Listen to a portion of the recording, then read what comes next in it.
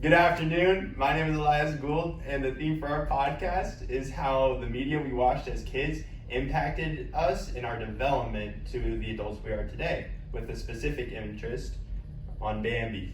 And so, Ronan. My name is Ronan. My name's Tyler. My name's Ella. And I'm Olivia.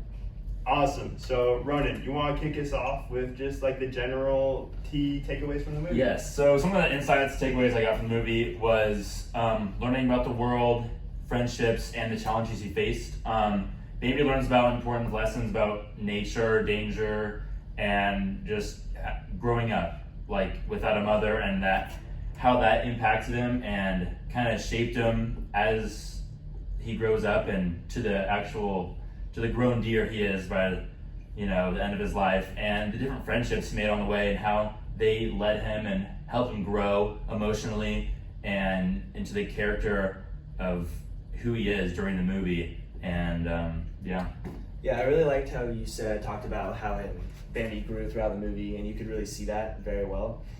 I didn't expect it to be so tragic, honestly. I watched it as a kid a long time ago, and I watched it one time again. It was actually really sad. The death of his mother was a lot more tragic than I thought. Yeah.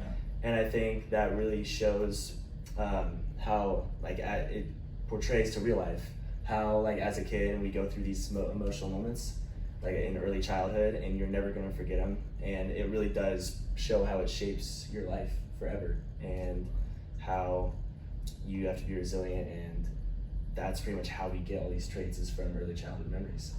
Yeah, I did not remember that death scene being so sad, but I almost cried watching that because he's just talking about it for 3 minutes, and you're like, oh my goodness, this is crazy.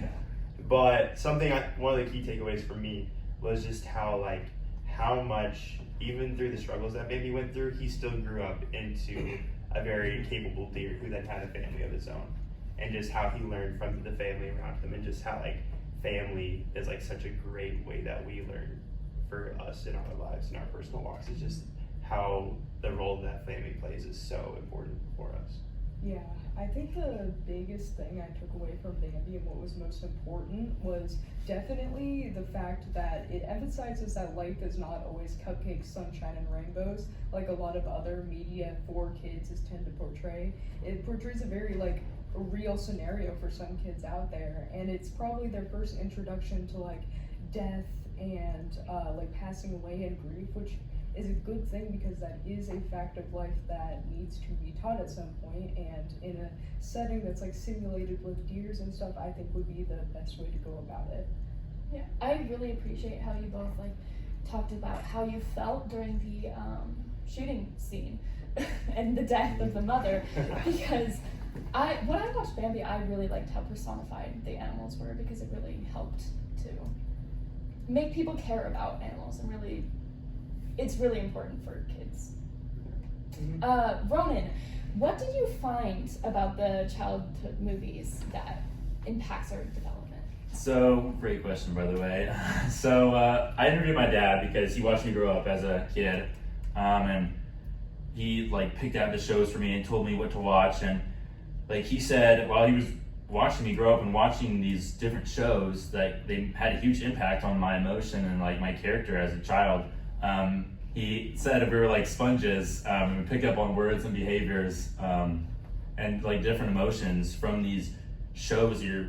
All the just information you're taking in, and how each different show kind of makes you who you are. For example, if it's a more positive show to make you more happy, as a child, more joyous and have a different character, or if it's a more sad show, it'll kind of bring you down and make you have different thoughts in your mind and how you take in the world. So Yeah, I had a little different interview. I interviewed my dad as well, but one of the main things we connected, or after the interview, I guess I connected it with Bambi through the fact of Bambi's friends helping him along throughout the movie, Thumper and Flower, those two friends that really helped him and made him grow as a deer throughout the movie. And so I interviewed my dad, and one of the biggest things he brought up was how some of the key things that I did with my friends when I was 5 years old, or my early childhood friends, I still do some of those things that I used to do back then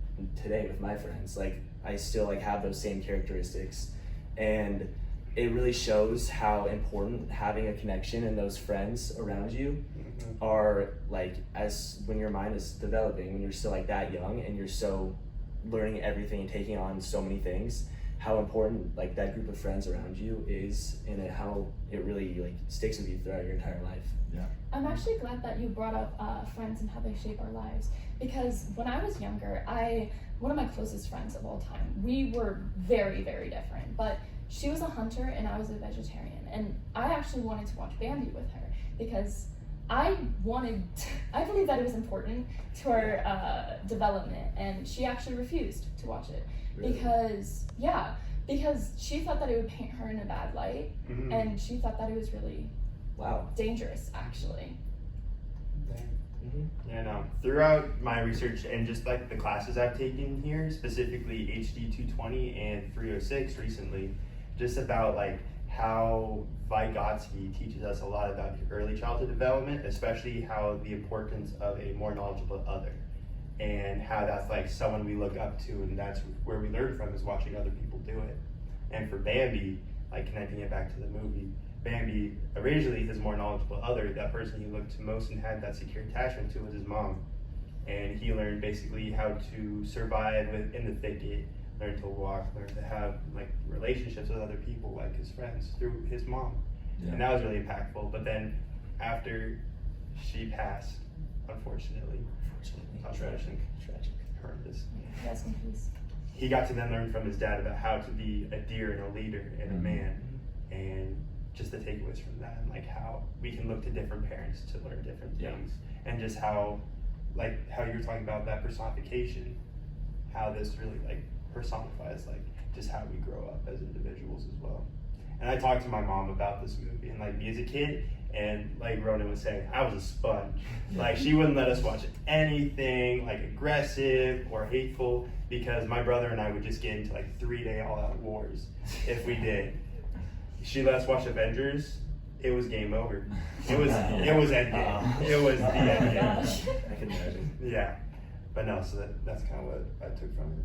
Yeah, so like relating to what I said before, I actually did some research on secure attachment, and the source I found on secure attachment, according to Alexis Veranicus, a psychology student at Alliant International University School of Professional Psychology, the results that they found actually indicated a moderate correlation between trauma and secure attachment. What's interesting about this is that these findings like present a correlation between trauma and secure attachment, which raised a question for me about if like mild exposure to trauma, such as witnessing a death in a simulated environment like the Disney movie Bambi with the mom's death, may work similarly to like a vaccine in mildly exposing your brain as a child to like a traumatic experience, but in a controlled simulated environment, which may help build resilience to that feeling when exposed to it outside of a movie.